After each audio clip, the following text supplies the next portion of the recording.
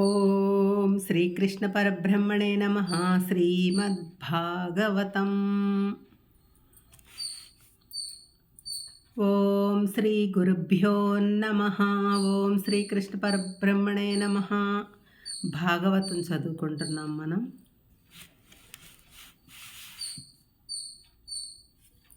వేదవ్యాసుడు ఉపరిచర వసువు వలన జన్మించిన సత్యవతి యందు పరాశర ముని వలన భగవదంశతో వ్యాసుడు జన్మించాడు. అతనిని కృష్ణద్వైపాయనుడని బాదరాయణుడని కూడా అంటారు. అతడు సకల వేదదర్శి, ప్రకృతి, పురుష, ఈశ్వర తత్వముల వాస్తవ స్వరూపాన్ని దర్శించినవాడు. ఒకనాడతడు సరస్వతీ నది తీరాన ధ్యానావస్థలో ఉండగా కలియుగ ప్రవేశము అతనికి కనిపించింది. కలియుగంలోని ప్రజల దుస్థితిని అతడు చూడగలిగాను. కలియుగమందు ప్రజలు అల్ప వయస్కులుగాను, అల్ప మేధస్సులుగాను, శక్తిహీనులుగాను, అంటే కలియుగంలో ఎలా ఉంటుంది, ప్రజలు ఎన్ని బాధలు పడతారు అనేది అతను చూడగలిగాడనమాట. ధర్మభ్రష్టులుగాను ఉంటారని ఆయన తెలుసుకున్నాడు. ధర్మం ఉండదు, అంతా అధర్మంతో నడుస్తుంది.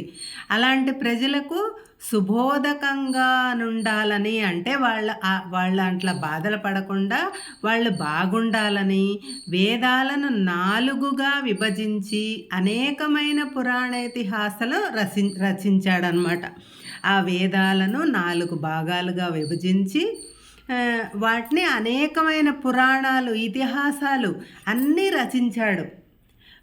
ఋగ్వేదానికి శిష్యుడైన పైలునకు యజుర్వేదాన్ని, వైశంపాయనకు సామవేదాన్ని, జైమినికి అధర్వణ వేదాన్ని సుమంతునకు అప్పజెప్పి వారు తమ శిష్యులకు నేర్పుతూ వాటిని భద్రపరచాలని, ఈ రాసి వాళ్ళకిచ్చి వాళ్ళని భద్రపరచమని వాళ్ళకు ఆదేశించాడనమాట.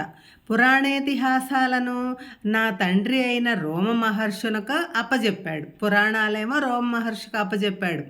వేదాలను గ్రహించలేనట్టి వారైన పామరుల గురించి, స్త్రీలను గురించి పంచమవేదమైన మహాభారతాన్ని సులభగ్రాహ్యంగా రచించాడు. దానిలో భగవద్గీతను కూడా ఇమిడ్చాడు. బ్రహ్మసూత్రాలు రచించాడు. ఇన్ని అనన్య సాధ్యమైన అద్భుత రచనలు చేసి మానవాళికి జ్ఞాన ప్రదానము చేసిన ఏ కారణంగానో తెలియని ఒక వెలితి, అశాంతి అతనిని వ్యాకులపరుస్తుంది. ఇన్ని చేసినా సరే ఆయన మనసు ఏం బాగోలేదు, ఆయన మనసు అసంతృప్తిగా ఉంది, అందరు బాగుండాలి అని ఆ వేదాలని అలా రాసి అందరికిచ్చి అలా చేసినా, ఎన్ని చేసినా సరే ఆయన మనసు అసంతృప్తి, అశాంతిగా ఉంది. అప్పుడు ఆ సమయంలో దేవర్షి నారదుడు వచ్చాడు. ఈయన బాధపడుతుంటే అప్పుడు నారదుల వారు వచ్చారు. వ్యాసుడు అమితానందంతో నారదుని, అప్పుడు వ్యాసుడు ఎంతో నారదుడిని చూసి ఎంతో ఆనందించి ఆహ్వానించి పూజించి సత్కరించాడు. భాగవత రచనకు నారదుడు వ్యాసుని ప్రేరేపించుట, అది ఆయన అసంతృప్తి అన్నీ ఆయనకి చెప్తాడనమాట.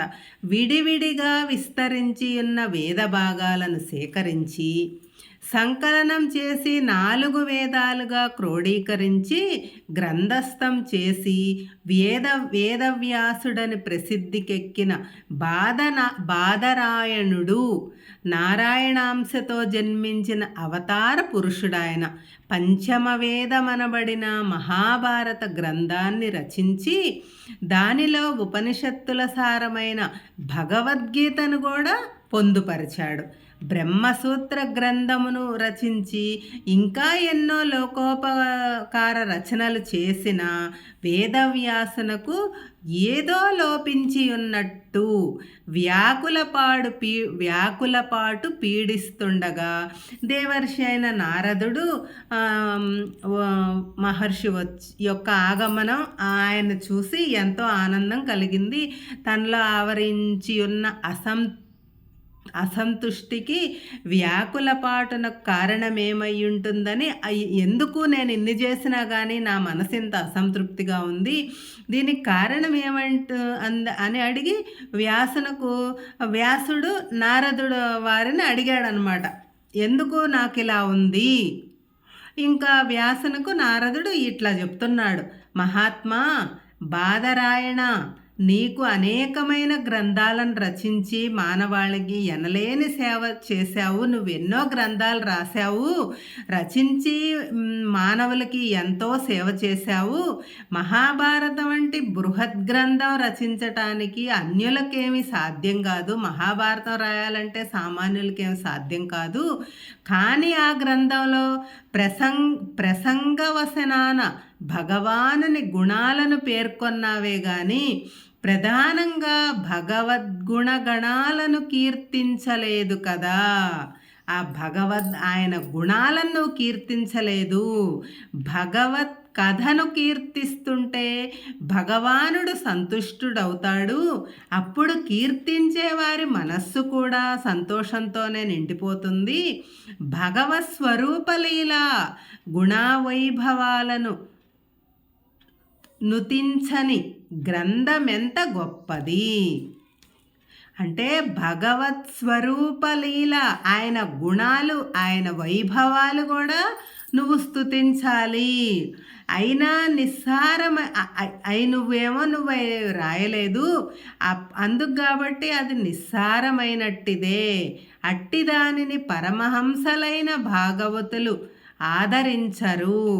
భగవానుని దివ్యలీలను కీర్తించే గ్రంథంలో చిన్న చిన్న శబ్దాలంకారాది లోపాలున్నను భక్తులు ఆదరిస్తారు, కొంచెం లోపాలున్నా ఆదరిస్తారు, చదివి వినిపించి ఇతరులను తరింపజేస్తారు. ప్రజల యందు భక్తిని ఉద్దీపింపజేయలేని కర్మ కూడా దుఃఖహేతువే గాని ఫలప్రదము కాదు.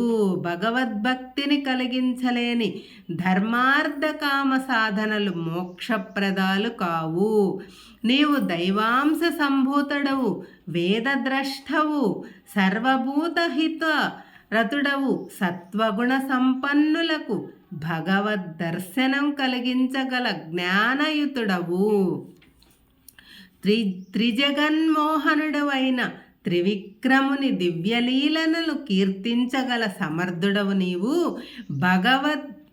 భగవద్గుణ లీలా వైభవ గాథలను కీర్తించే ప్రబంధాన్ని రచిస్తే నీ మనఃక్లేశము మాయమవుతుంది. అది నీ మనసులో బాధ. ఆయన వైభవాలు, ఆయన గాథలు, ఆయన లీలలు అన్నీ నువ్వు రచిస్తే నీ మనసులో బాధ మాయమైపోతుంది. అటువంటి గ్రంథాన్ని చదివిన లోకులు అర్ధకామాదుల యందున్న ఆసక్తిని తగ్గించుకొని భగవద్భక్తిని పెంచుకొన ప్రయత్నిస్తారు. శరీరమున్నంత వరకు కర్మాచరణ చేయటం తప్పదు గనుక ఆ కర్మను భగవదర్పణముగా చేయటం శ్రేయస్కరము. భగవదర్పణముగా కాకుండా స్వప్రయోజనం కొరకు చేయబడిన కర్మ వలన మనం ఏ పని చేసినా భగవదర్పణం, ఆ భగవంతుడు చేత ఆయన సంకల్పం, ఆయన చేయిస్తుంటేనే నేను చేస్తున్నాను అనే భావనతోనే మనం చెయ్యాలి. సుఖ సంతోషములు కలగవు అట్టి కర్మలు తెచ్చిపెట్టే ఫలము తాత్కాలికము, అనర్థదాయకము. భగవద్భక్తితో చేయబడిన కర్మలు తప్ప, అంటే ఆయన అనుగ్రహం వల్లే నేను చేస్తున్నాను. అలాంటి కర్మలు ఇతర కర్మలన్నీ దుఃఖ మిశ్రితములు. భగవత్పాద సేవ యందు ఒకసారి రుచిని అనుభవించిన వ్యక్తి ఇక ముందు జన్మలలో కూడా దానిని విడవలేడు.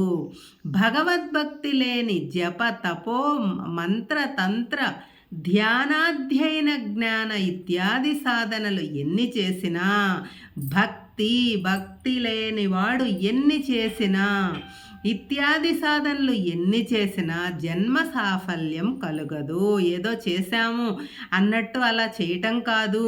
ఆయన మీద భక్తితో, ఆయనతో అనుసంధానమై ఆయనే నాకు చేపిస్తున్నాడు అనే భక్తితో చెయ్యాలి. అప్పుడే నీ జన్మ సాఫల్యం అని చెప్తున్నాడు. కావున ఓ మహర్షి, సర్వవేద శాస్త్ర జ్ఞాన నిధివైన నీవు ఆ భగవానుని దివ్యలీలా వైభవ గాథలను కీర్తించటానికి నీకు సమర్థుడివే. నువ్వు నీ రచనలను చదివినను శ్రవణం చేసినను మానవులు మోక్షాన్ని పొందుతారు. నీవు కూడా పరమశాంతిని పొందగలవు. భగవత్ కథాశ్రవణం వలన ఎటువంటి సద్గతి కలుగగలదో నా యొక్క చరిత్రయే నిరూపిస్తుంది విను. అది భగవత్ ఆయన భక్తి, ఆయన్ని శ్రవణం చేస్తే ఎట్లా ఉంటుందో నా యొక్క చరిత్రే విను అని అప్పుడు నారద మహాముని ఆయన పూర్వజన్మ వృత్తాంతం చెప్తున్నాడు. పూర్వజన్మలో నేను ఓ సద్బ్రాహ్మణుల ఇంట్లో ఒక సద్బ్రాహ్మణ ఇంట్లో పనిచేసే దాసి కుమారుణ్ణి నేను. నా చిన్న వయసులోనే ఆ ఇంటికి వర్షాకాలంలో చాతుర్మాసం ఆ ఇంటికి అనమాట, వాళ్ళమ్మ పనిచేసే ఇంటికి చాతుర్మాసం గడపటానికి కొంతమంది సన్యాసులు వస్తారు. వారికి సేవలు చేయవలసిన ఆ గృహ యజమాని వాళ్ళకి సేవలు చేయాలి కదా. ఆ గృహ యజమాని వాళ్ళ సేవలు చేయటానికి ఈ నారద మహర్షిని వినియోగించాడు. నా సేవా శుశ్రూషలకు సత్ప్రవర్తనకు ఈయన చిన్నపిల్లోడైనా ఎంత శ్రద్ధగా, ఎంత సత్ప్రవర్తనతో, ఎంత శ్రద్ధాసక్తులతో వాళ్ళకు సేవలు చేశాడు. ఆ శ్రద్ధ చూసి వాళ్ళు ఎంతో సంతోషించి వాళ్ళు చర్చించుకునే విషయాలను, శ్రీకృష్ణ గాథలను, కీర్తనలను వినటానికి నన్ను అనుమతించేవారు. ఈ బాలుడు ఇంత చిన్నపిల్లోడైనా ఎంత శ్రద్ధ, ఎంత భక్తితో ఎంత బాగా చెప్తున్నాడు అని వాళ్ళ పక్కనే కూర్చోబెట్టుకొని వాళ్ళు చెప్పుకునే అన్నీ విననిచ్చేవాళ్ళు అనమాట. భాగవతుల సేవా శుశ్రూషలు చేయడం చేత వారు వాళ్ళకి సేవ చేయటం, వాళ్ళు విడిచిపెట్టిన అన్నం తినటము, వాళ్ళని సేవించటము, వారు చేసే సత్సంగము, వాళ్ళ మాటలు వినటం చేత ఈయన నాలో శ్రీకృష్ణ భగవానుని యందు ఎంతో భక్తి ప్రపత్తులు ఏర్పడినయి. నిరంతరము వాసుదేవ చింతనమే కలుగుచుండేది. ఆ అతీతుడైన మహానీయులు నా యందు వాళ్ళంతా ఈ చిన్న బాలుడికి ఎంత భక్తి, ఎంత వినయం, ఎంత విధేయత అని ఆయన చూసి ఆ బాలుడి మీద వాళ్ళకి ఎంతో కరుణ కలిగింది. అప్పుడు వాళ్ళు ఎంతో రహస్యమైన జ్ఞానాన్ని నాకు ఉపదేశించి వాళ్ళు వెళ్ళారు. అది అంత భక్తితో చేయటాన వాళ్ళ కరుణ కలిగి ఆ నారాయణని రహస్యమైన జ్ఞానాన్ని నాకు ఉపదేశించారు. వైష్ణవ మాయా ప్రభావమును తెలుసుకున్నాను నేను. ఆ ఉపాయము ప్రాప్యము ఆ భగవానుడే అనే ఆధ్యాత్మిక, ఆది భౌతిక, ఆది దైవిక దుఃఖాలు కలగకుండా ఉండాలంటే మనం చేసే సకల కర్మలు భగవదర్పితంగా భగవత్ ప్రీతి గురించే చెయ్యాలని తెలుసుకున్నాను. ధర్మయుతమైన కర్మాచరణ వలన పాపములు తొలగి భక్తి ఏర్పడుతుంది. అర్ధకామాల గురించి చేయబడిన కర్మలు సంసార బంధం మేర్పడతాయి. పరమాత్మయే కర్త భోక్త అని తాను ఒక పరికరం మాత్రమే. నేను ఒక పరికరాన్నే, అంతా ఆయనే, అంతా కర్త భోక్త అన్నీ ఆయనే నా చేత చేపిస్తున్నాడు, నేను ఒక పరికరాన్ని మాత్రమే అనే విశ్వాసంతో కర్మ చేయటం వలన పూర్వకర్మలు వ్యయమయ్యి బంధాలు తొలగటానికి తోడ్పడతాయి. అట్టి కర్మయోగము ద్వారా జ్ఞానం కలుగుతుంది. ఆ జ్ఞానమే భక్తిగా పరిణమిస్తుంది. భక్తియే భగవద్ దర్శనం. ఆ భక్తి ఉంటేనే భగవద్ దర్శనం లభిస్తుంది. స్వధర్మాశ్రమ నియమానుగుణంగా కర్మలను ఆచరిస్తూ భగవన్నామ కీర్తన చేస్తుంటే భక్తి ఉదయించి వృద్ధి చెందుతుంది. ఓం నమో భగవతే వాసుదేవాయ. ఓం నమో భగవతే వాసుదేవాయ. వాసుదేవాయ ధీమహి ప్రద్యుమ్నాయ అనిరుద్ధాయ నమః సంకర్షణాయ చ అని కీర్తిస్తూ ఆ దివ్యమూర్తిని ధ్యానిస్తూ భజిస్తుంటే దర్శనం లభిస్తుంది. నేను ఆ విధంగానే ఆచరించి భక్తిని భగవద్ దర్శనాన్ని పొందాను. ఆ బ్రాహ్మణ గృహస్థుని ఇంట నుండగా నా తల్లి, ఆ ఇంట్లో ఉండగానే నా తల్లి పాము కాటుతో మరణించింది. 5 ఏళ్ల బాలుడినైన నేను దానిని దైవ సంకల్పంగానే భావించాను. ఇల్లు విడిచి ఉత్తర దిశగా నడిచి వెళ్ళి పట్టణాలు పల్లెలు దాటి ఒక భీకారణ్యంలో ప్రవేశించాను. పొయ్యి నడిచి ఆకలి దప్పులతో అలసిపోయి ఒక రావి చెట్టు మొదట కూర్చున్నాను. మహాత్ముల జ్ఞానబోధను స్మరించుకుంటూ, వాళ్ళు జ్ఞానబోధ చేశారు కదా, దాన్ని స్మరించుకుంటూ నా హృదయ కమలమందున ఆ పరమాత్మను ధ్యానించుకుంటూ దర్శనం గురించి తపించి ఏడుస్తుంటే కొంతసేపటికి నా హృదయంలో శ్రీహరి దివ్య దర్శనం కలిగింది. నేను ఎంతో ఆనంద సాగరంలో మునిగిపోయాను. నా ఉనికినే మర్చిపోయాను. నేను ఏ పరిస్థితిలో ఉన్నానో కూడా నేను మర్చిపోయాను ఆయన దివ్య దర్శనం చూసి. అంతలోనే ఆ మనోహర దివ్య దర్శనం అదృశ్యమైంది. ఒక్క నిమిషంలోనే అదృశ్యమైంది. మళ్ళీ ఆ అద్భుత రూపాన్ని చూడాలని నా మనసు ఎంతో తహతహలాడిపోయింది.